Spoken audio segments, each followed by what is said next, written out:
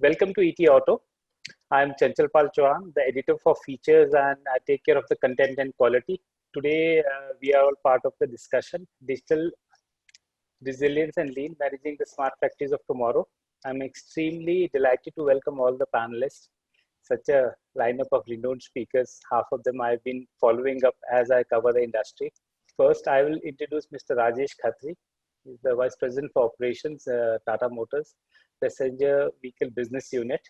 Then we also have Deepak Jain, President ACMA. Such a nice position. Thank you so much. He's also the helm of affairs for Lumax Auto as the CMD. Now we have Mr. Ashok Taneja, a veteran in component industry. Welcome to the panel, sir. And we have Mr. Rohit Sabu. He is the CEO for NBC. The bearings are one of the most critical components for not just automotive, for a whole lot of things. I welcome you all for ET Auto panel discussion. Thank you so much for your time. I just wanted to start with that manufacturing for a country like India is the core, and automobile has been on top of that. And especially in a country like India, automobile has been one of the largest sector in the organized space, especially for manufacturing. And I believe all you people have played a great role in that. So we are just looking at what's in store for the automobile industry that has been a big beneficiary of safe and personalized transport in the crisis and the challenging times we are facing today. And the way the industry and the market has rebounded, at least in the past 3-4 months, month on month, there has been an increase. It's more likely that the resurgence will continue for a while, and moreover, we will see better growth in coming months beyond the festive season and for the rest of the fiscal. Also, I would like to introduce that ET Auto is a dedicated platform allowing all opinion leaders with breakthrough ideas and original insights into the digital framework. We have been associated with the automotive industry in a unique way and strategically designing the communities and people involved in all these platforms of digital, print, social, videos. As we go ahead, we plan to become one of the largest, not just in India, and we plan to go overseas also. As we start today's topic, digital resilient and lean, managing the smart factories of today, I'll start with Mr. Khatri. Tata Motors has taken a major leap, especially in terms that the way the build quality has improved of vehicles.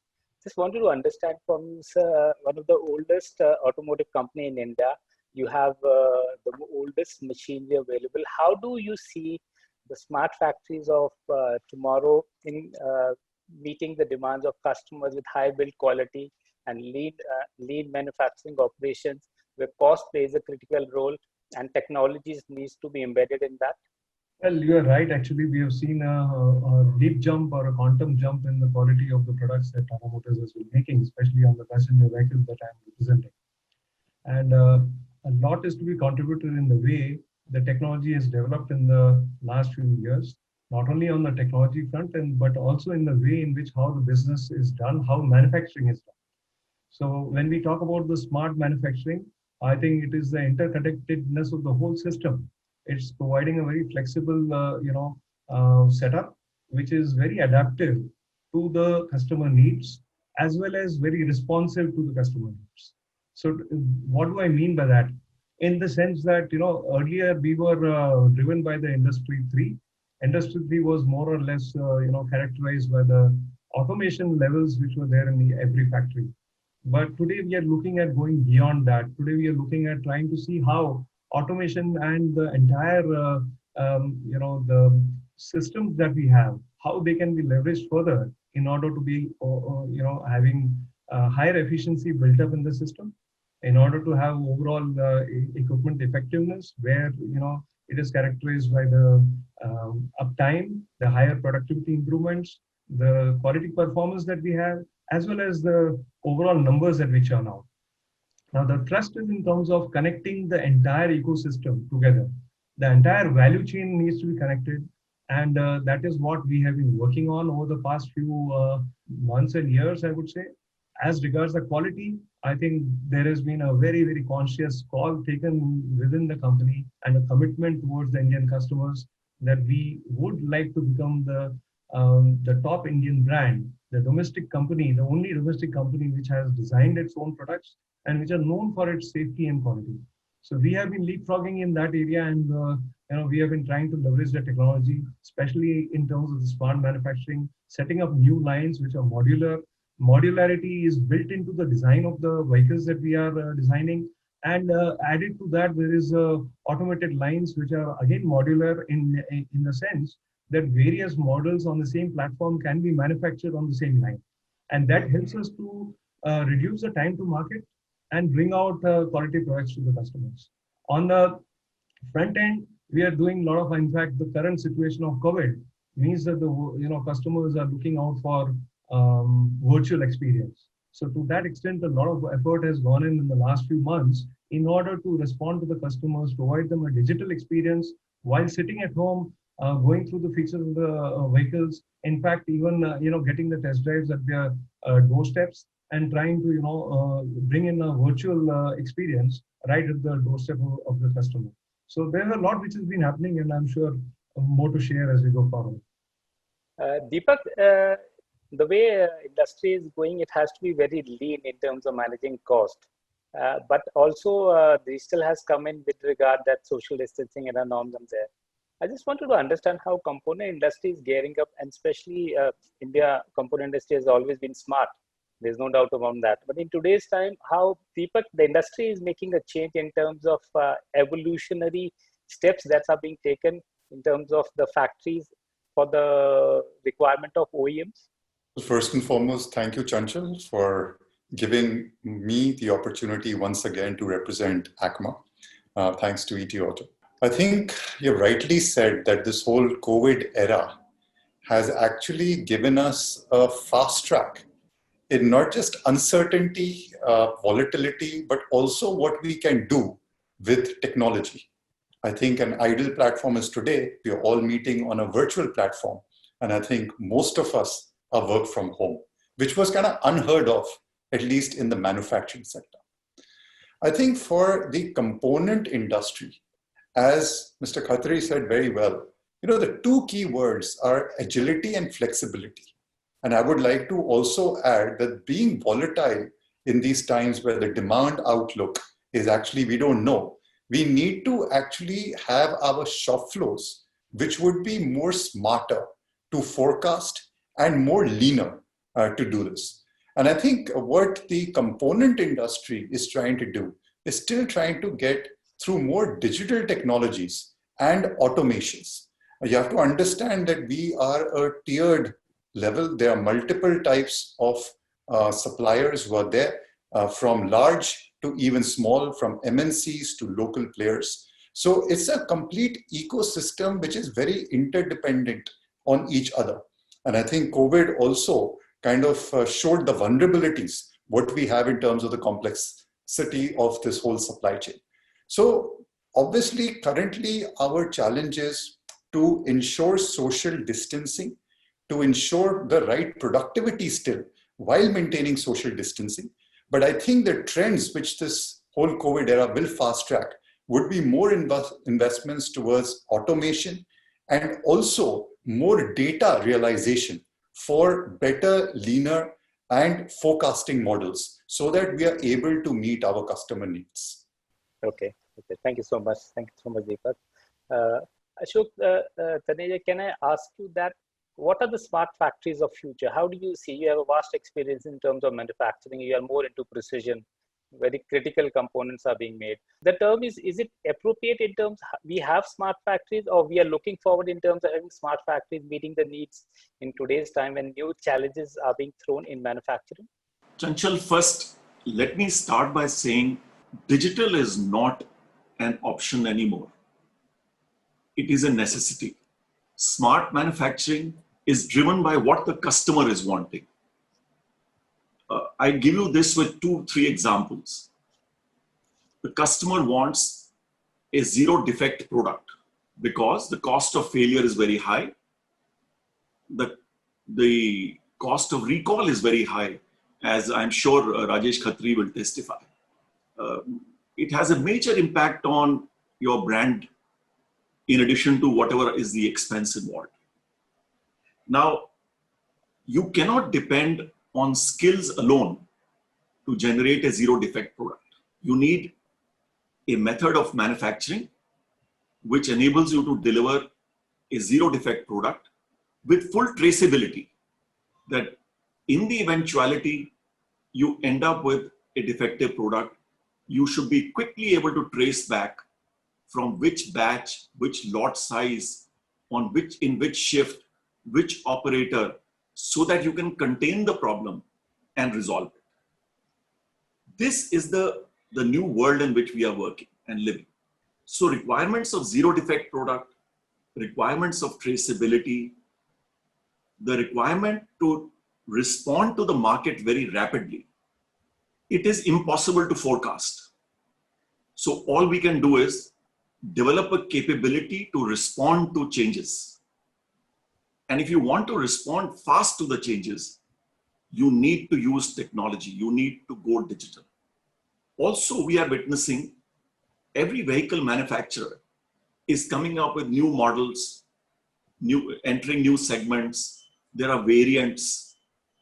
As a result, business is becoming more complex.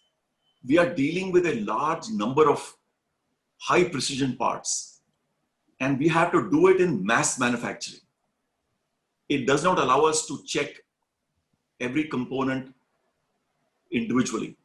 As a result of the complexity which comes with such a wide range, you need technology to enable you to plan properly, to see what is demanded by the customer, put it into the plan, ensure that it is manufactured, it's a zero defect product and delivered on time.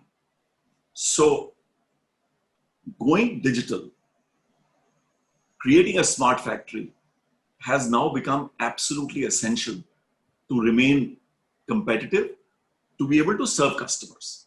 What kind of smart factories?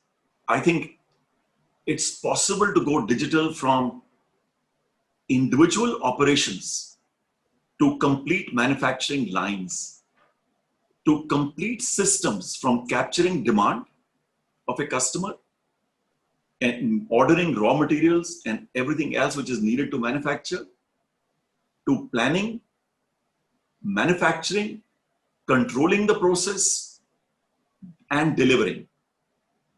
It's a choice which every customer, every company has to exercise. How prepared are they? How far digital are they prepared to go? Rohit, I would like to bring you in terms that hardcore manufacturing enterprise of yours. In today's time, lean is also a word which means less workforce.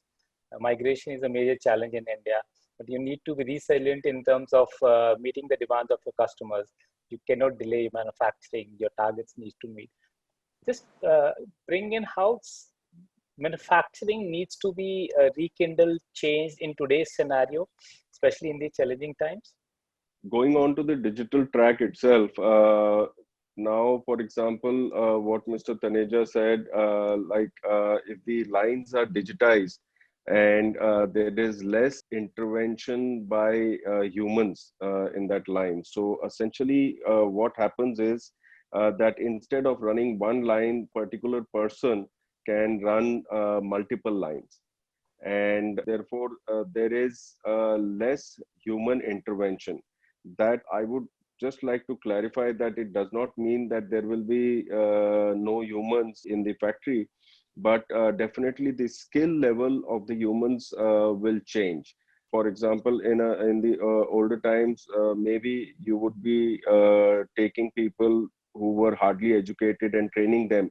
Now you have to take people who are educated in these digital skills, who can operate the machine, who can correct the machine if there's anything wrong, and maintain a continuous production.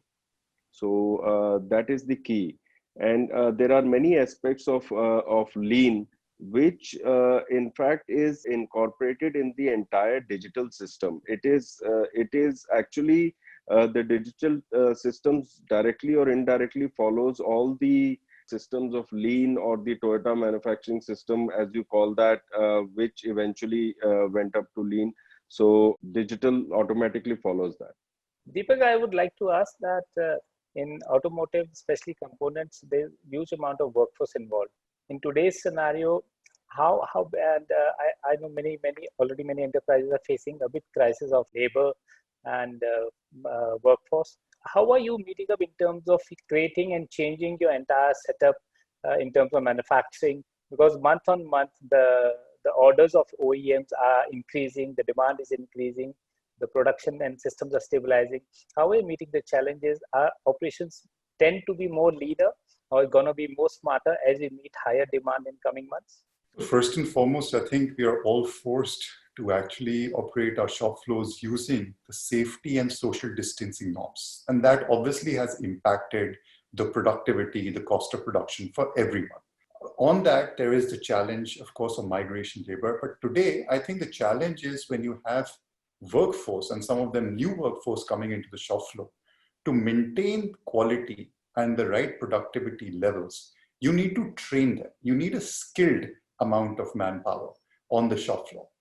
And I think going forward, the lesson which everyone is learning is how do we balance the right manpower with the right automation? In certain segments of India in the market, we have seen that we have huge economies of scale, like for example, in the two-wheeler. But then going forward, will we actually automate processes on two-wheeler because there is scale? And how do we basically ensure that we are actually going upskilling on certain levels? I think like what Rohit pointed out, lean, smart, and also automation not necessarily means that you just completely reduce your workforce. You will probably have to have a smarter workforce to actually upkeep and actually use these systems on the shop floor. The key is having competitiveness and stable quality so that we are able to keep on making our customer needs and also going further towards the challenges. Rajesh, we are in August, which is a peak month in terms of production as any OEM gear ups for the festive period. And production is almost at peak for most companies. How are you meeting up in terms of managing your resources, both as manpower and supplies and vendors, as we meet these challenges? As Deepak said, all companies have to maintain the social distancing norms, and there are other challenging criteria in terms of so many administrative offices, government machinery, so many, every day there are new orders coming from different departments. I just want to understand, in Indian context, are we ready for this smart factory or just more of a nomenclature? I think the two are required to be seen from a slight distance. Yeah. Because smart factory is not about today and tomorrow alone. It's a journey. And I think, I would just sum it up by saying that we are trailing behind a lot as compared to the developed countries as far as the smart manufacturing is concerned. But having said that, coming to your first point of how we are maintaining the manufacturing or how we are coping up with the manufacturing and the demand in the festive season, especially in the COVID times, I think safety and social distancing, this is hygiene. I mean, this is a top priority. This is a necessity without which we cannot really continue.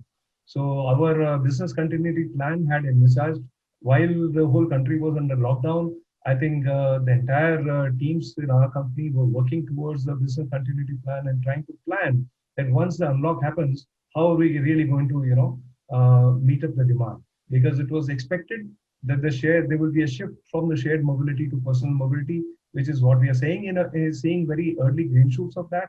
And to really cope up with that, I think we have had a very good business continuity plan, which has helped us in this situation. Again, having said that, I think the manufacturing is limited by the supply chain.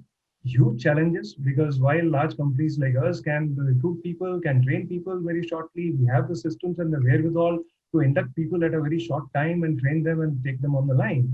But as Deepak mentioned, I think the biggest challenge is that of the migration that has happened of some of the segment of workmen. And in a small company, if there are cases of virus infection, that becomes very difficult to handle. And these uncertainties are creating a bottleneck. They are restricting the supply, and it is to that extent that our let's say the output is getting affected. But notwithstanding that, we are well prepared, and our ecosystem, our entire value chain has been gearing up for this, and we have been working around the clock along with our vendor partners to really, grow. And the figures are there in front of you as far as market share of passenger vehicles is concerned. In the last 3 months, we have been growing very, very aggressively, and we look forward to that. Coming back to the smart factory, I think smart manufacturing is going to be a journey. It's not going to be done overnight. And as I said, we are trailing. As many of us believe that digitalization is the end of it, but I think digitalization is only a part of it. We start with the automation, we go towards digitalization. Automation, as all of us know, is all about robotics and low-cost automation, and we try to connect all the equipment and do automation.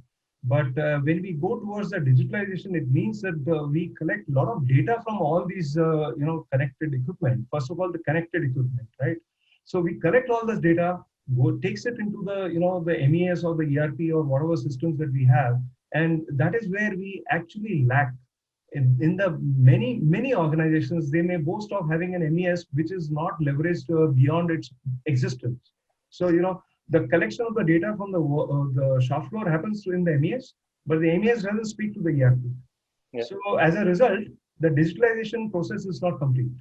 Now, if I have to talk about smart manufacturing, actually the third step is that of the industrial IoT, which is IIoT, where this data then gets into the machine learning mode, goes into the artificial intelligence, and becomes the autonomous response, which is what defines the flexibility and autonomous nature of the smart working.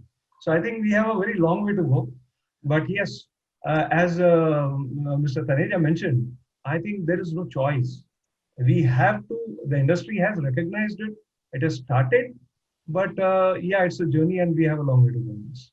Mr. Taneja, how will technology change the way we are manufacturing today? And we have limited resources in the times that gradually the industry will build up and we will have more orders. Component industry has its own challenges, and gradually by next year, probably we will normalize. But in these times, the journey goes ahead. How do you see technology playing a critical role? We have all tools of machine learning, Internet of Things. How do you see forward in terms, especially in Indian context, we have a huge workforce to manage. Are we going to be technology friendly or are we going to be worker friendly? How do you see the middle path in terms of going forward, Ashok? Chanchal, let me answer your question in two separate parts. The first is about how do we want to deal with this increasing demand after we have been through this COVID crisis. And the second is on artificial intelligence and machine learning, some observations that have been made. First thing is, let's not mix up digital with automation.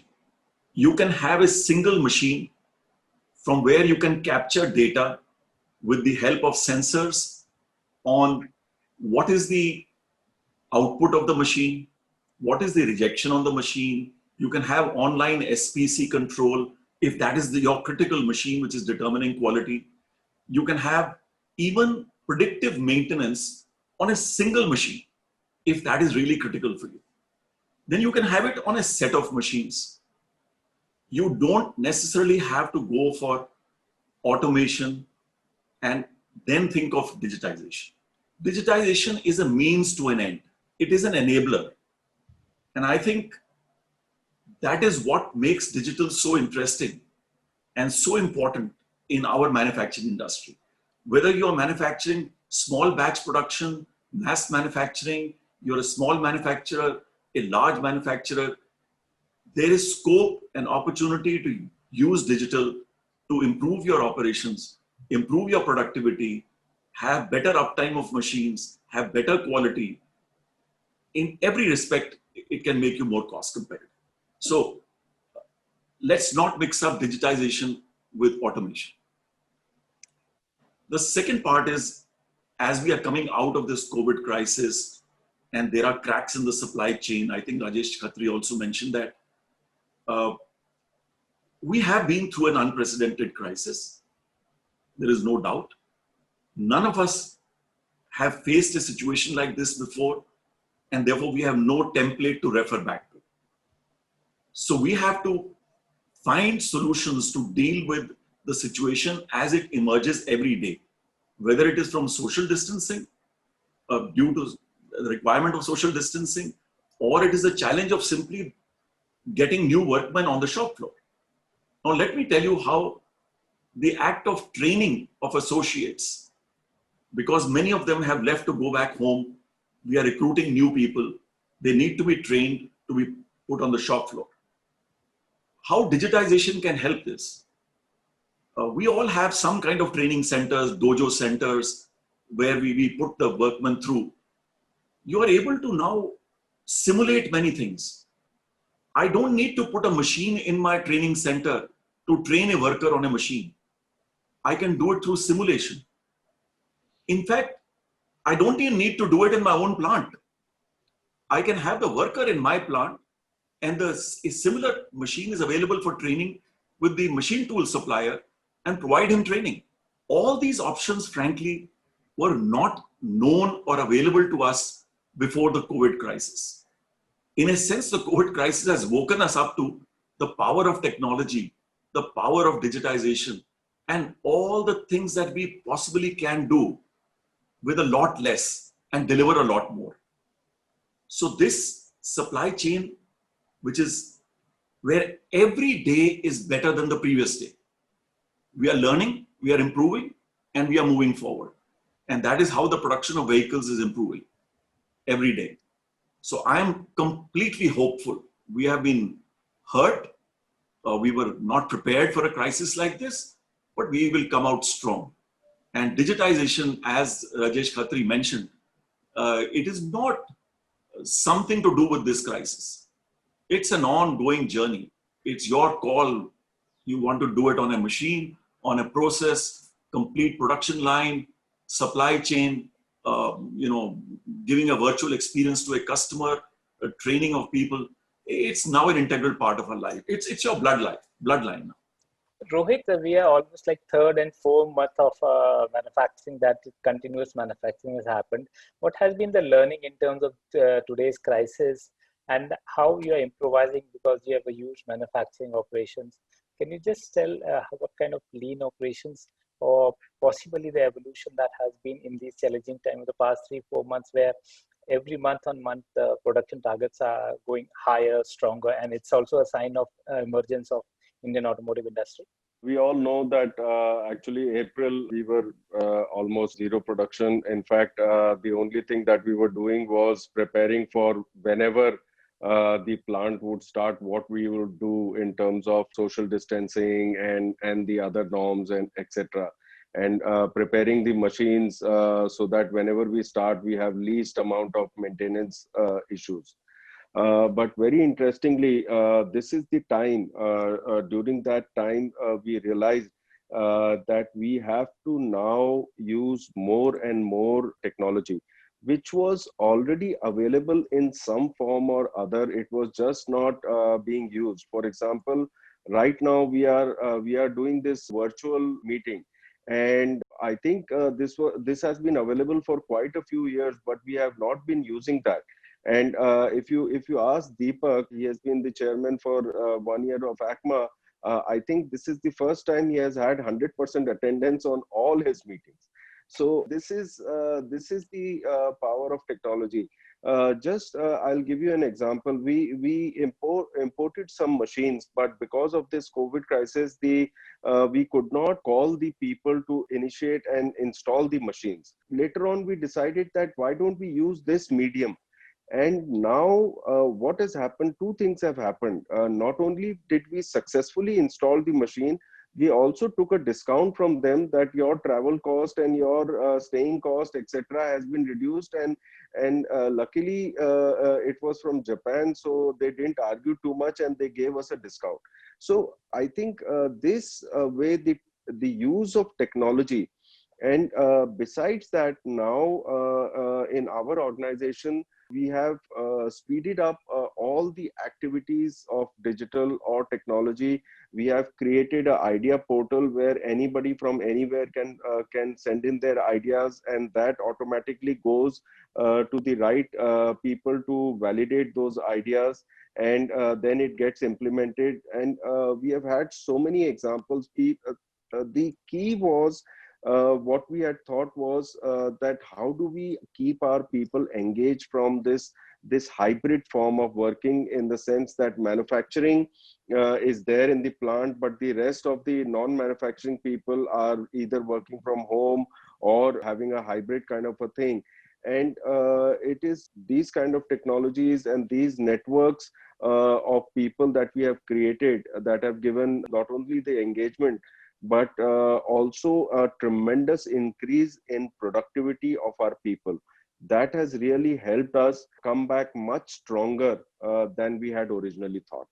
Deepak, we talk about big companies and their big component manufacturers. What about small manufacturers? What do you see, especially the SME sector specifically? How can they reap the benefits, and what kind of support is available to them in today's context when virtually every company is facing challenges in terms of operating, maintaining efficiency, and going ahead and meeting their targets? Well, obviously, Amisha, the value chain, as I said, is so tiered, and we are also dependent on tier 2s and tier 3s. Yeah. And when this crisis hit, I think the whole supply chain stopped. And to restart, it's an enormous effort, and it had its own challenges, be it liquidity crunch, again, new working capital, or just manpower availability.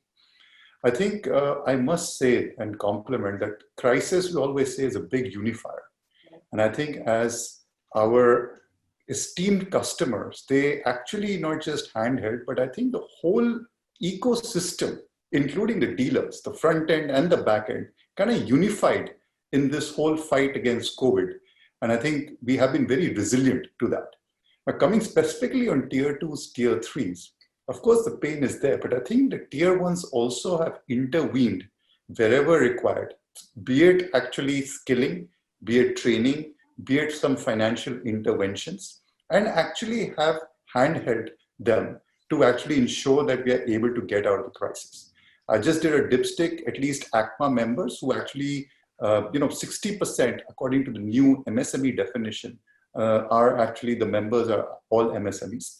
And I actually did a dipstick study, which ACMA said that none of the actually ACMA members have actually gone down under, which was actually feeling that in the month of April when we had zero revenues, a lot of them will actually file for bankruptcy.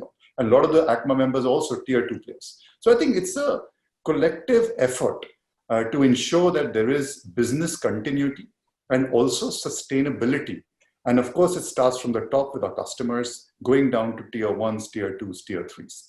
I just want to make one point in terms of the lean, you were talking about smart factories, lean factories. I think we can only take this step or the journey if the basics on a shop floor, the basics QCD are actually there. If you don't have the basics, and I think ACMA, the component industry, along with the OEMs, have put in a lot of efforts for decades to ensure that there is good manufacturing processes, good understanding of the quality tools on the shop floor. And now, of course, depending on the scale and size and where you want to go into your smart factory journey, I think companies are making their own strategy towards that. Rajesh, as Tata Motors, the largest OEM in India, what has been the learning, especially which can be emulated by smaller players and your vendors, that you have helped them kind of a reverse process? I'm not saying reverse engineering, but reverse learning in terms that your experience so far has helped your suppliers, vendors, component makers, value addition from your other partners. That has helped in these times, making them more agile, nimble, and meeting the requirements of these challenging times. Something what Deepak reflected just now, that it's back to the basics, because that SQDCME, I think, is a 5-6 letter word, which is the foundation of any successful enterprise. So to that extent, I think we have been working very closely with our entire supply chain in order to have excellence in this, because we normally talk about SQDCM, but we don't try to have a benchmark where we want to excel in everything that we do. So what we are trying to, support and really develop our value chain is to, try to be the best in whatever we are doing. And by that, at the core of the entire thing is the customer centricity. So for some of our vendor partners, we are their customers. For us, our customers, and so on. So this chain continues. But at each point in this chain, if we are conscious about the customer delight, then automatically everything falls in place. So this is as basic and fundamental as it can be. And how we use the technology to leverage that, that's where the enablers and digitalization and all the jargons that we have come in. I think many of us get lost in the jargons of this, like whether it is machine learning, artificial intelligence, predictive analysis, and so on. But the point still remains. If I trace it back, what is the advantages of the smart manufacturing? First of all, we need to be competitive. We need to be profitable on sustainable basis. This is what is all that the digitalization is all about.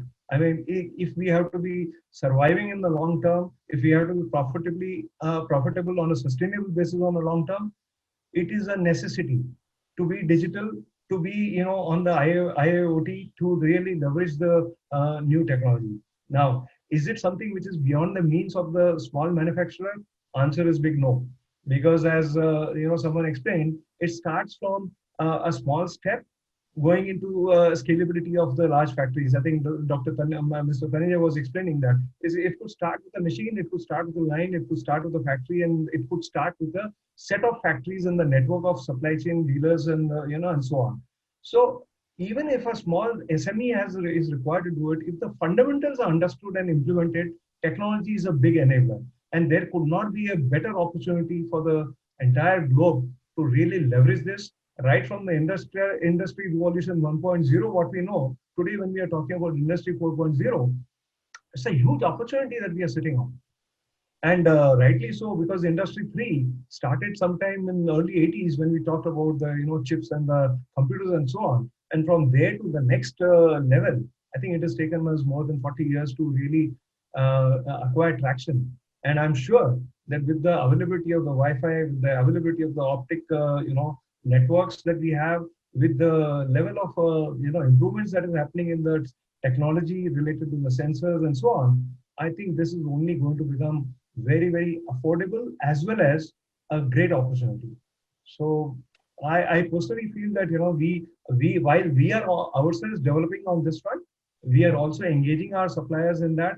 We have initiatives which are related to lean and logistics, where we would like to have a supply chain control tower, where each and every of our suppliers would be hooked onto this network, and they would be able to get the requirements from us on a real-time basis, as a result of which their inventories will go down, they will be able to supply us just in time, and the whole ecosystem and the value chain will be becoming more efficient. So that's how we look forward to carrying and working along with the entire value chain in order to be more efficient and profitable on a sustainable basis. Thank you. Thank you. Ashok, can I ask you, what are the ways in which organizations can begin building and enacting true holistic smart factories? You have a vast experience. As Rajesh said, 40 years industry has been in the evolution phase. You have seen that entire era, and now we are in this COVID era, when the challenges have taken to a next dimension. So what would be the process in terms that can you achieve those smarter ways? How do you see the journey, and what you see the modus operandi in terms that we can come together and as an industry become really to meet the challenges of future? Chanchal, as I mentioned earlier, COVID crisis has accelerated the digital journey. Mm-hmm. We were already on a digital road, on a digital path. It was part of the evolution of the component industry. And before I come to the next aspect, let me support and supplement what Rajesh Khatri just mentioned and what Deepak Jain just mentioned. First thing is, there is no getting away from basics. In order to have a robust supply chain, you need to have your basics right, which means quality of machine tools, all your practices like 5S, which are the building blocks on which a good factory is built, skilling of workmen, having stable processes. These are building blocks. No manufacturing can happen without that. Digital is something that is an enabler which enables you to do the same work more efficiently, more cost effectively, because it has the power to tell you in advance, if something is going out of alignment, whether it's the condition of a machine or it's the condition of a process through a statistical online device. It has the ability to respond in real time. It can tell you right away when something is going wrong. So you can initiate the corrective action immediately before you produce another 1,000 pieces which are defective and you discover in quality control that, oh my God, something went out of alignment. Digital is also quite inexpensive. It's very affordable. In fact, to supplement the point which Rajesh Khatri mentioned, the smallest of manufacturers can go digital and need to go digital. During this COVID crisis, we saw something very interesting. You might remember Henry Kissinger saying that developed countries must look after developing countries in their own enlightened self-interest. In the same way, larger companies in their own enlightened self-interest have to look after the interest of smaller manufacturers, their smaller suppliers. The OEMs have handheld suppliers, and I must say thanks to all of them, including to Tata Motors, who are here. They have supported with timely payments, advance payments, where required. They have supported with the technical assistance. Now, in the same way, tier ones in the component industry have very, very, I would say, across the board, extended support to tier twos and tier threes. This has been one of the biggest benefits of this COVID crisis. Deepak mentioned the crisis has brought everybody together. We have realized that we are interdependent. Our success depends on the success of my supplier, and his success depends on the success of his supplier. Anywhere the chain breaks down, we are all going to lose. So these are all interesting things which have happened during the COVID crisis. So let's not worry about small or big. At least let's not worry about affordability at all, because the return on investment when you go digital is significant. Anybody can afford. It is also very simple. Now there are simple handheld devices. We all have in our production shop floors, I'm sure all my colleagues or panelists will agree over here, manual logbooks where we record production, where we record rejections every hour or every 2 hours or whatever. No need. It's all digital, possible to do it digitally. And the same operator can do it who has been recording it by hand, except that now there'll be no error. There is no need to duplicate or copy that data. You can analyze the data in real time. You can take corrective action immediately. You can go back to the data after 10 years if you need traceability, whatever else you can do with it. So I think as I started mentioning, digitization is no longer an option. It is not something which is available to a larger or a bigger company or a company which has more resources. It's a necessity. And depending on what stage you are at, you can benefit from it. But you need to get your basics right before you digitize. Rohit, you were telling about a project, a machinery that's coming from Japan, and you're able to put it in a more efficient way. Just make me understand, has COVID helped in expediting the entire digitalization in manufacturing? Has it fastened the process of digitalization? Has it necessitated companies to go more digital and more tech savvy in these challenging times? Of course. I will just be repeating what Mr. Taneja said. The thing is that one thing that we realized when the entire planning was happening in April, in March, April, that this is the direction that needs to advance in a much faster way. we have been on some or other form of digital journey for the past 2 years. And during this COVID time, we realized that now it is the best time to integrate all of these together, so that we become a completely digitalized factory. We used to have separate, for example, receiving inspection tablet and a separate maybe in-process inspection, etc. Now, using our people, we have seamlessly made this into one. As you were saying, you were also asking whether tier 2 suppliers and tier 3 suppliers will be able to afford that. We have also started, we created our own supplier digital platform and have started helping our supplier in a very, I would say, initial stage to make them digital. And now, for example, I can just give you an example. I think the digital thing is also following the Moore's law, that with every year it is exponentially, the prices are going down and the capacity is going up. I remember 2 years back, a vibratory sensor was costing somewhere between around 40,000. It is now costing somewhere in between 1,500 and 4,000 rupees. So that is the kind of thing that has happened in 2 years, and all our suppliers can also afford it. Also, one more thing, like again, what Mr. Taneja said, there was so much duplication of work that we realized that first you write it on paper, then you give it to somebody who will enter in the computer. Yes, you have a ERP system, and but you have this duplication of work. Now with the tablets and immediate entry, immediate this thing, and on the software itself, you can have the upper limit, lower limit, whether the process is under control or not. Everything is right there, and to help our workmen, we have color coded them, whether it is green, red, or yellow, or these kind of things. So and now what has happened is, in the last 3 months, I would say we have done equivalent of 1.5 years of work of digitalization. And now the excitement and the energy is so much with our people that they want to do it even more faster. So as again, I keep on repeating, Mr. Taneja, that this is now no more an optional thing. We have to go through this.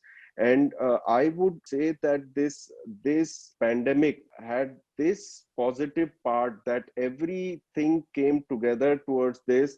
And I think we will come out as a much stronger organization, much stronger industry post-COVID. Rajesh, we are in times that from connected vehicles, we would eventually move into smarter vehicles. And you as a company are also in electric vehicles. So I just want to understand how the smart factories will eventually lead to smarter vehicles and better quality and better build quality.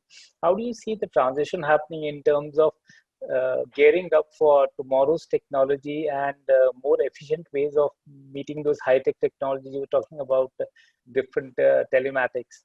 So how do you see that happening in terms that probably the next wave after connected cars would be smarter cars? I think that initiative is already on with the telematics and the connected vehicles that we're talking about. In some way or the other, they are already now available. Like, for example, in our latest generation cars, we have the telematics, which does, let's say, the ring fencing of the car to go beyond a certain perimeter or a periphery. So it is a security ring fencing feature which is there, right? So all these cars are provided with software which is, speaking back to the server and giving us all the inputs, and we again connecting back to the customer in terms of giving the signals and so on. So to that extent, the predictive maintenance, the health of the car, the new updates, the way we operate on our phone today, these are all being flashed over the air. So these are already started. Of course, this is just a beginning, and these features will keep on growing. The second area of application where we find that we are able to utilize this technology and smart manufacturing to the customer's advantages, that, as I said, today he is able to, have the virtual experience sitting at home. Yeah. In addition to that, he is able to customize his requirement on the vehicle, and we are able to manufacture to order, which means, earlier it was made to stock. Yeah. So today we are able to, we are slowly migrating our entire model of manufacturing to made to order. So customers will, key in their features, and we would be in a position, our lines would be flexible enough in order to be able to manufacture that car as per the customer's requirement. And conventionally, without digitalization, this would not be possible, because this would take 3 months waiting in order to execute this whole thing. But with the digitalization, with everything connected, the entire value chain getting connected, this is seeming to be possible. So this is something which we are, I think this is going to be the next move as far as the industry is concerned. And this is one of the examples where, the smart manufacturing would be extended to the customers. So you were saying that smart manufacturing will lead to the advent of more customized cars in India. We will be aping or will be following Europe and US as a market. Yes, and that is what exactly when we say, a key characteristic of a smart manufacturing is flexibility. So flexibility not only in terms of the demand or the uncertainty in demand and being able to flex the lines in order to meet the demand variations, also to meet the, the varianting which is required, which is the uncertainty in terms of the customer shifts which will happen, and then make to order. And then the third is that, we are also looking at the predictive. When we say, generally the word predictive immediately triggers a thought in terms of predictive maintenance or breakdown and so on. But predictive can be also prognostic, in the sense that we are able to read the customer shifts or the change in the trend, right? So all this, the customer habits, the customer trends, the defects which happen in the field can be prognostic in nature, which will help us to, in an overall way, improve the entire efficiency of the ecosystem. Thank you so much. I will take some questions which from the audiences. We have Ankit Sharma. If we talk about Atmanirbhar, what advantages India offer, and where are the gaps which really needs to immediate attention that needs to be filled? Deepak, can I ask you to answer these questions? Sure. I think let's understand first the clarion call of Atmanirbharta. It's just not localization or import substitution. It's primarily of self-reliance, and that in the manufacturing auto industry will come in enhancing competitiveness. That would probably give us the strength to actually not just be self-reliant, but also have a world factory for the global scale. Now, there are certain disabilities. We all know about that in India. We've been talking about the 5 Ls: logistic, land, labor, liquidity. These are some, disabilities as an Indian ecosystem we have. But then we also have a lot of merits. We have a massive market in India. We have the right demographics. We have the good human capital. And as long as the industry and the government keeps working with a sustainable, stable, long-term plan to remove these disabilities, and we keep on enhancing and making use of what the advantages of India, I think we have no reason to believe that we would not, especially the auto industry, be able to become the best leading competitive industry for the world. India already is a market which is in the top 3 and aspires to be even more in the world. So I think with economies of scale and global manufacturing practices and competitiveness, I think we can realize this Atmanirbhar country. There's another question from Sonam Raheja.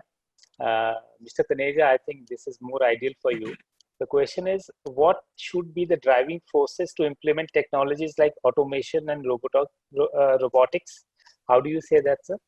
No, I think the biggest drivers of digitization and automation in a plant are the need to ensure zero defect quality, faster response to customer requirement, and cost competitiveness. I think this is a requirement of every company. Every company is maybe at a different stage and may have different levels of affordability, but it is something which every company needs to do and needs to do it as fast as possible. I'll give a simple example to illustrate. All manufacturing units for auto components use tools of various kinds or the other. Tools have a life. tool life needs to be monitored, whether you're a small enterprise, medium enterprise, large enterprise. If you are able to monitor the life of a tool and change it before the tool begins to produce a bad part, you would have ensured that you don't have any defectives. You would have reduced your cost. So digitization can help you in multiple ways. And I again say, please don't mix up digitization with automation. You can have a factory which is everything is robotized. And you can also have a factory where only some operations are robotized. In the foundry, you may have an auto pour, because you're pouring hot metal repeatedly is not exactly comfortable for a worker. So you try to automate that process. You try to have a robot in place of human beings over there. Or you can have a foundry where everything is robotized. That depends on both your product requirements as well as affordability. But more importantly, it is decided by what the customer wants. Thank you. Thank you so much. There's another question from Rohit. Mr. Khatri, seems more ideal towards you. Is robotization the lone answer, or India will witness the emergence of new manufacturing order? Given its vast workforce, it's more relevant in terms that Tata Motors have cross-section of segmentation vehicles and different locations. Is robotization the lone answer, or the manufacturing force, the workforce would be more ideal in terms of the manufacturing or smarter manufacturing of tomorrow? My answer would be an extension to what Dr. Taneja just mentioned. Earlier we have discussed. The two are, I think, something which cannot be eliminated altogether. Completely robotized factory also will have certain people to operate. It's not that all operations can be 100% robotized, right? Whereas at the same time, there are lines in the factories which cannot be robotized, which are even in today's context are by and large manual. Like for the case in point could be an assembly line in an automobile company would be highly manual, whereas weld shop in an OEM in an automobile company would be highly robotized.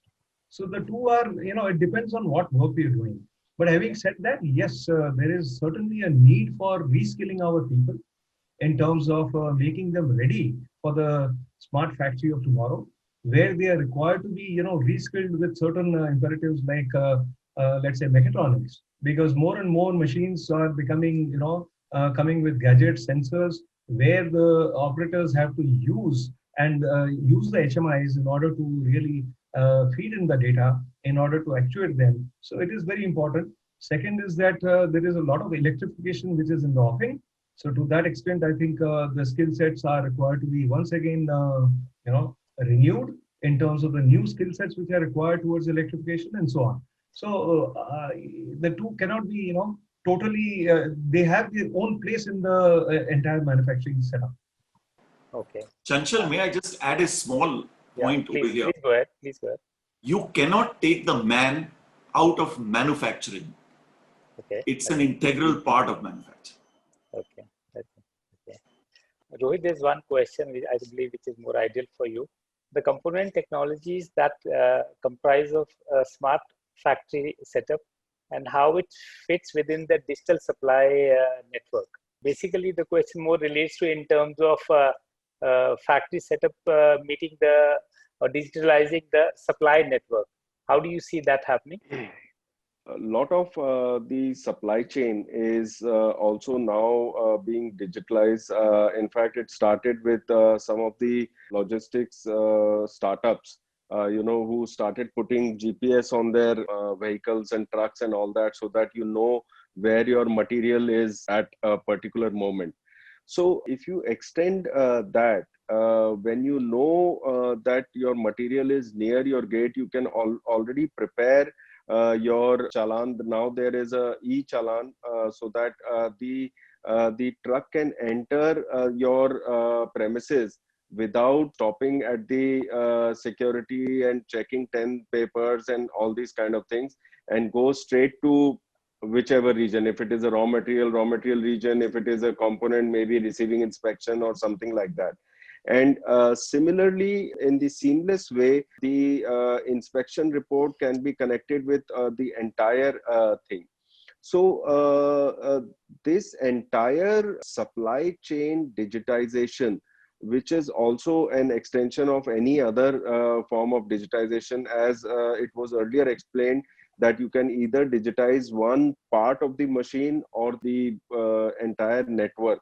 The supply chain digitization is also very necessary for our customers. Like, for example, Tata Motors, they want a particular material at a particular time. And they also want the transparency that how much material is where for them to plan their production. So all this is part of the supply chain digitization. And now I would say it is not very prevalent, but it is becoming easier and easier.